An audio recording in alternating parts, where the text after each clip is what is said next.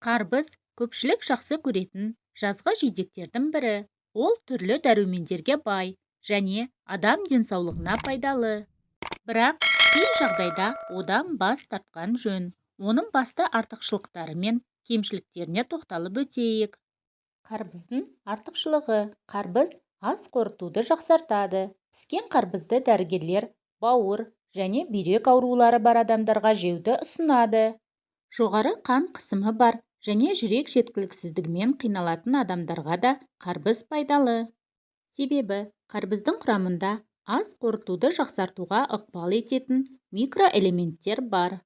Кемшілігі: қарбызда сахароза мөлшері көп. Қарбыз етінде 13%-ға дейін глюкоза, сахароза және фруктоза секілді жеңіл сінетін қанттар бар.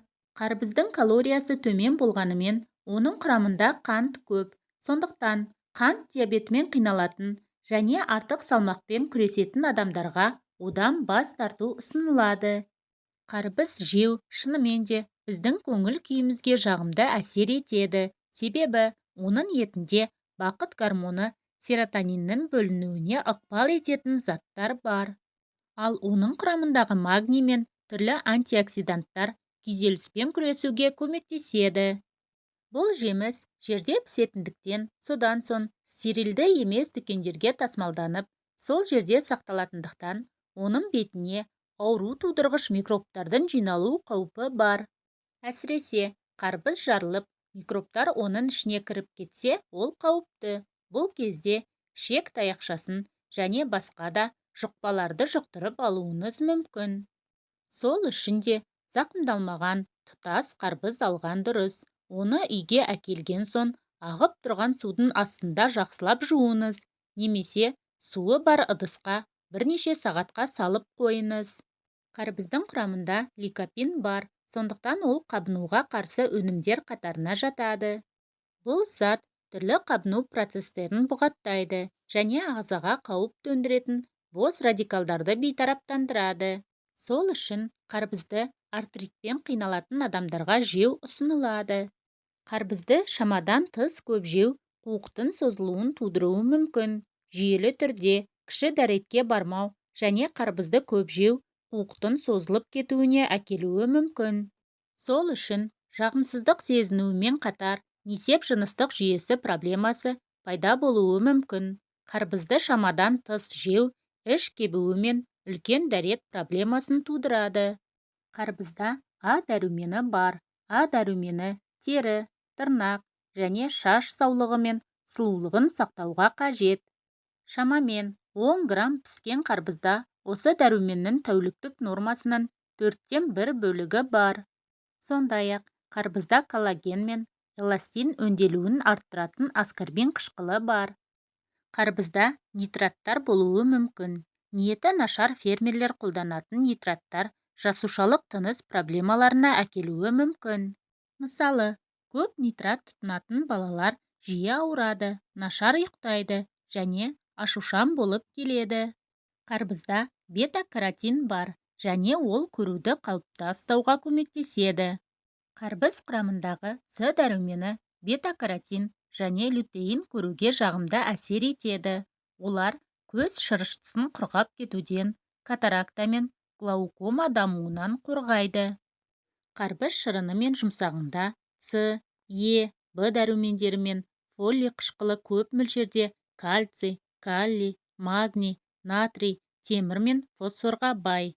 Қарбыз шырыны ересектерге ғана емес, балалар ағзасына да мол пайдасы бар.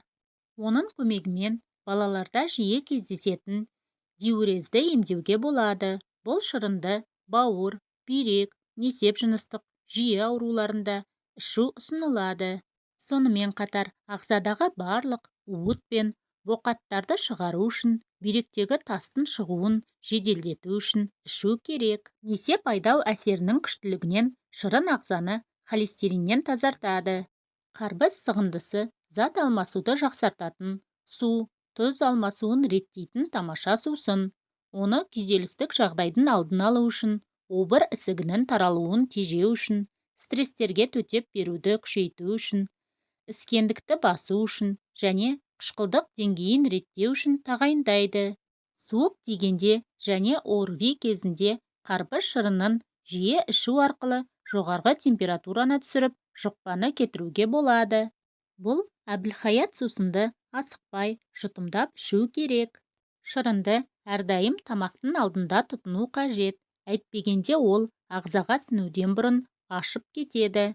Бұл жайсыздық тудырып, іштің кебуін тудыруы мүмкін. Үй жағдайында қарбыз шырынын қалай дайындауға болады? Қарбызды қабығынан айырып, жұмсағын бірнеше кесектерге турап, шырын сыққыштан өткізу қажет.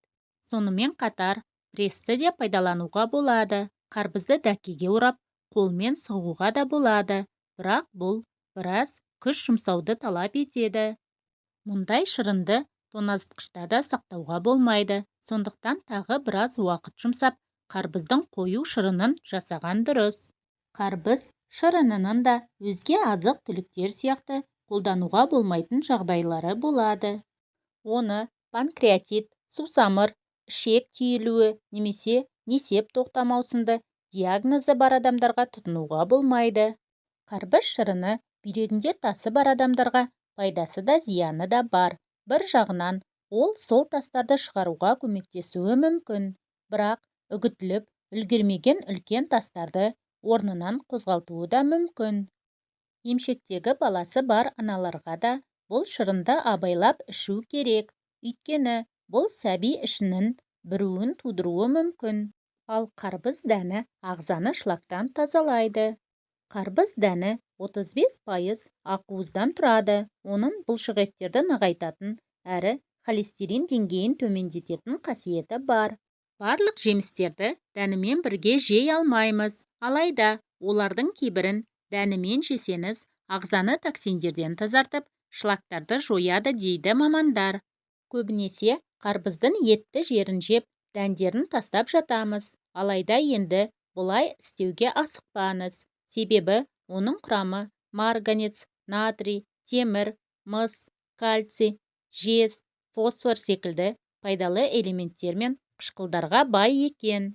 Сондай-ақ қарбыз дәнінде бұлшықеттерге өте пайдалы ақуыз бар. Ол дәннің 35%-ын құрайды. Егер қарбыз дәнін үнемі жейтін болсаңыз, қант мөлшерін реттеп, қандағы холестеринді айдайды. Бұдан бөлек, несеп шығару жолдары аурулары мен бүйректегі тасқа жағымды әсер етеді. Достар, бүгін дайындаған пайдалы ақпаратым ұнаса, каналыма жазылып, лайк басуды ұмытпаңыздар. Аман, сау болыңыздар.